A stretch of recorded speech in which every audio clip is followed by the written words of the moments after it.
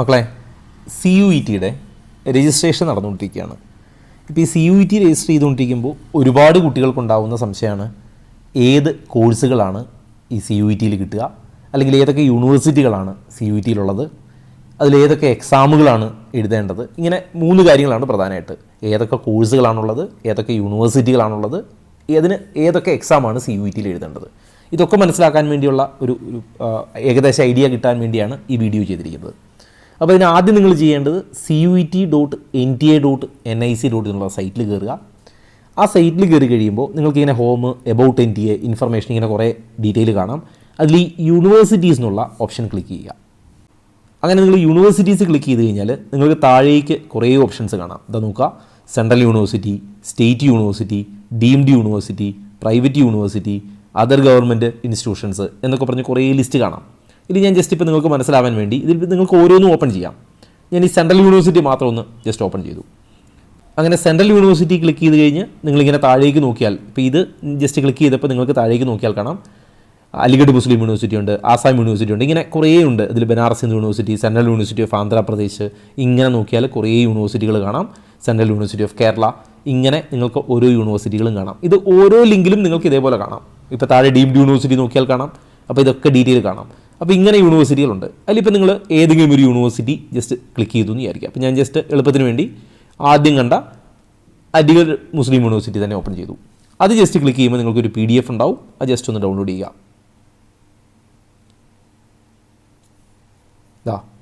ഇപ്പോൾ നിങ്ങൾ ഡൗൺലോഡ് ചെയ്ത് കഴിഞ്ഞപ്പോൾ നിങ്ങൾക്കിങ്ങനെ പ്രോഗ്രാമുകൾ കിട്ടി.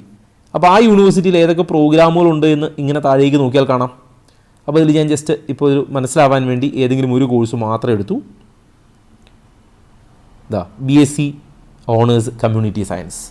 അപ്പോൾ ഇതിൽ നിങ്ങൾ ശ്രദ്ധിക്കുക, ഞാനിപ്പോൾ ഒരു എക്സാമ്പിളിൽ ഈ 7ാമത്തെ കോഴ്സ് എടുത്തു, BSc ഓണേഴ്സ് കമ്മ്യൂണിറ്റി സയൻസ്.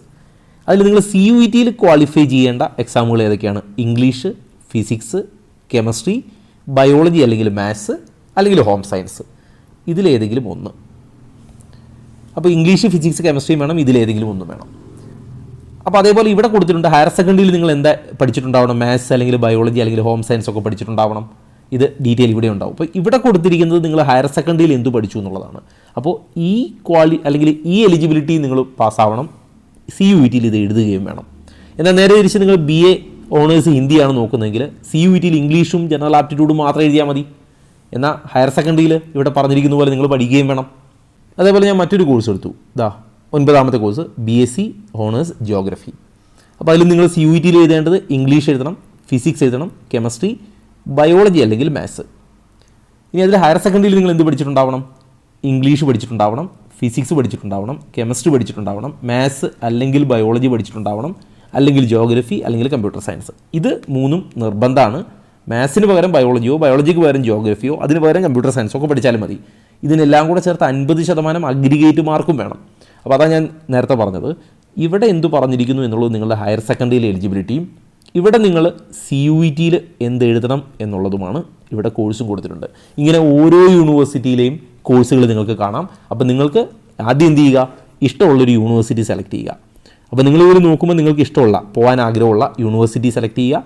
ആ യൂണിവേഴ്സിറ്റിയിൽ നിങ്ങൾക്ക് പങ്കെടുക്കാൻ ആഗ്രഹമുള്ള കോഴ്സ് സെലക്ട് ചെയ്യുക. ആ കോഴ്സ് സെലക്ട് ചെയ്തതിന് ശേഷം അതിൻ്റെ എലിജിബിലിറ്റി എന്താണെന്ന് നോക്കുക. ആ എലിജിബിലിറ്റി നിങ്ങൾ ക്വാളിഫൈ ചെയ്യുന്നുണ്ടോ എന്ന് നോക്കുക.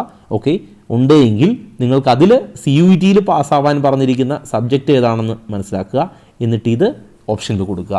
ഇതാണ് CUET-യിൽ കോഴ്സ് സെലക്ട് ചെയ്യാനുള്ള ഏറ്റവും എളുപ്പ വഴി. ക്ലിയർ ആണെന്ന് വിചാരിക്കുന്നു. അപ്പോൾ ഞാനിതിൻ്റെ ഒരു ഡീറ്റെയിൽ ഒരുപാട് പേര് ചോദിച്ച ചോദ്യം ആയതുകൊണ്ട് ഞാൻ കോമൺ ആയിട്ട് അതിനൊരു എക്സ്പ്ലനേഷൻ വീഡിയോ ഇട്ടു എന്നേ ഉള്ളൂ. അപ്പോൾ ഇങ്ങനെ നിങ്ങൾക്ക് കുറച്ച് സമയമെടുക്കുന്ന പ്രോഗ്രാമാണ്. ഇങ്ങനെ നിങ്ങൾക്ക് എന്താണ് CUET-യിൽ എഴുതേണ്ടത് എന്ന് പ്ലാൻ ചെയ്യാം. എൻട്രൻസ് സംബന്ധമായ വാർത്തകളും അപ്ഡേഷനുകളും ഏറ്റവും വേഗം ആധികാരികമായി അറിയാൻ സബ്സ്ക്രൈബ് ചെയ്യുക, ബെൽ ഐക്കൺ അമർത്തുക. ഈ വീഡിയോ മറ്റു സുഹൃത്തുക്കളിലേക്കും ഷെയർ ചെയ്ത് നൽകുക.